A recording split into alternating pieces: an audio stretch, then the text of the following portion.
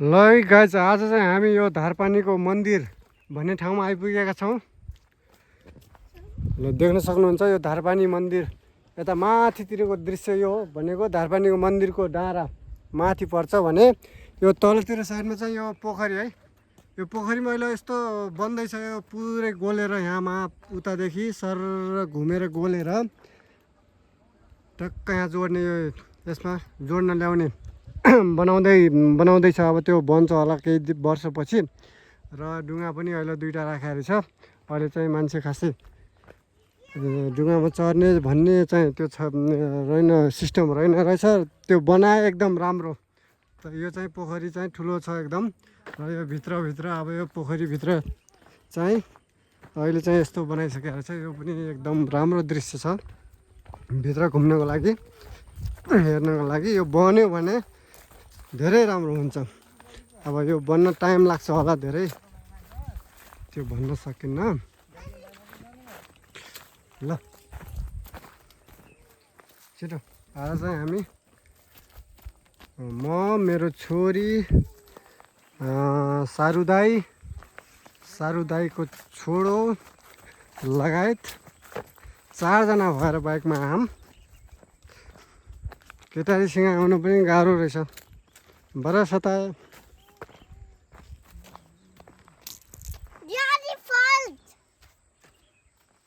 के हो त्यो? के हो फल्स हुने? कहाँ जानु? कहाँ खाए?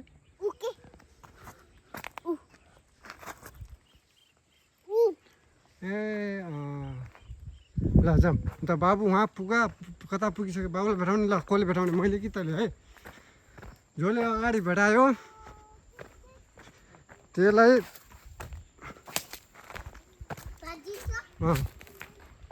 काँडा पनि हुन्छ नि नानी, राम्ररी आएछ है। छिटो यो करौतीको काँडा यहाँबाट त दाइ यहाँबाट त टक्क बल्छी खेल्ने त भस्मिसक्यो हुँदा मान्छे सुन्छ। बडो आनन्द रहेछ यार बल्छी आएर खेल्न पाउने त। यहाँ त माछा पनि होला नि, ठुल्ठुलो माछा होला नि। नानी यता नगएछ खसिन्छ। हातीदेखि बल्छी खेल्ने मजाले बस्नु आनन्दसँग माछा पनि जान्छ। सही बनाएर छ यार यो त गोलेर पुरै। पहिला त यस्तो थिएन नि त।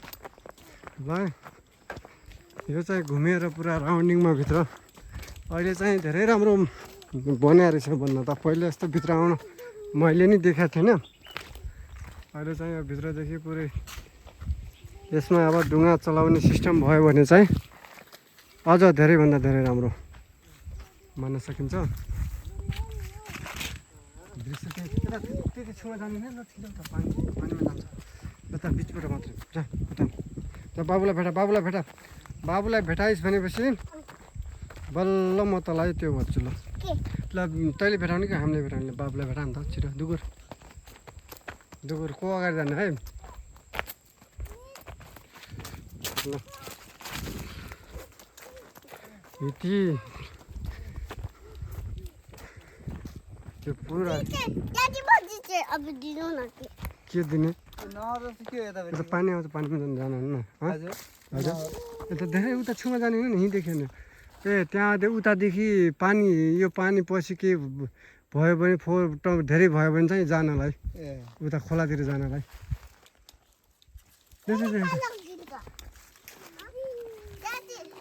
यो त पछि डाँडाको पानी त सबै त बर्खामा त यो डाँडाको पानी सब यहाँ आउँछ नि त यतातिरबाट।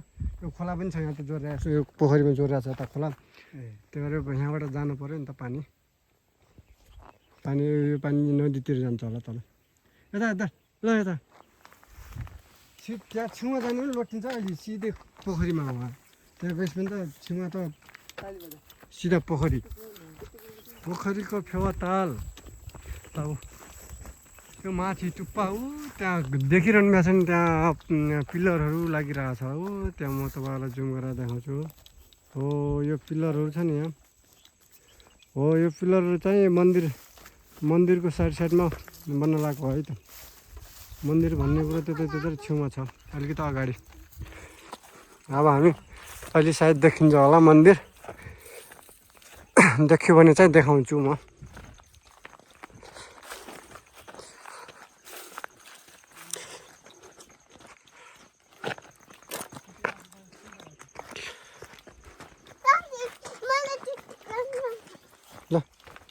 सर र मेरो पनि यस्तरी हेरी लाएको जस्तो गराइदिनु त एकछिन यहाँतिर त्यो ठ्याक्कै तपाईँले बाबुले पकरेर यस्तो एउटा मोबाइलले पकरेर हजुर त्यस्तो हुन्छ नि त्यस्तो ल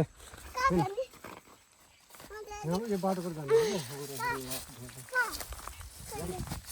पोखरी हेर्नु यहाँबाट सर कस्तो बनाएको छ भनेर हेर्नलाई जानु पऱ्यो उता अगाडि हिँड्नु पऱ्यो यहाँ छेउमा नहिँड्नु त्यताबाट छेउबाट हिँड्नु त्यताबाट नै यता छेउबाट हिँड्नु सर यहाँबाट लुटिन्छ कस्तो राम्रो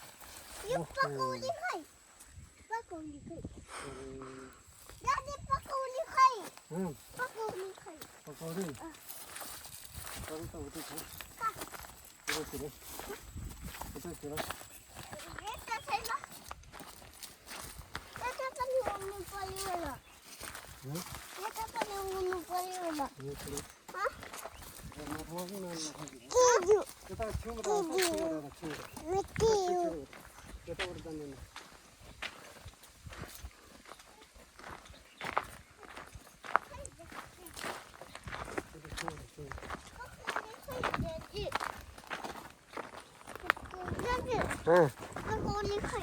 ल मन्दिर ऊ त्यो साइडको चाहिँ यतातिर पर्छ क्या मन्दिर माथि यो सर माथि चाहिँ यो साइडमा चाहिँ मन्दिर पर्छ यहाँदेखि चाहिँ यो घर देखिरहेको घर चाहिँ यो बस्ने बस्नुको लागि के भन्छ अरे आश्रम भन्छ आश्रम यो चाहिँ आश्रम है त यो रातो देखिरहेको आश्रम हो आश्रमको यतातिर मन्दिर देखिन्छ अहिले एकछिन मन्दिर देख्यो भने चाहिँ देखाउँछु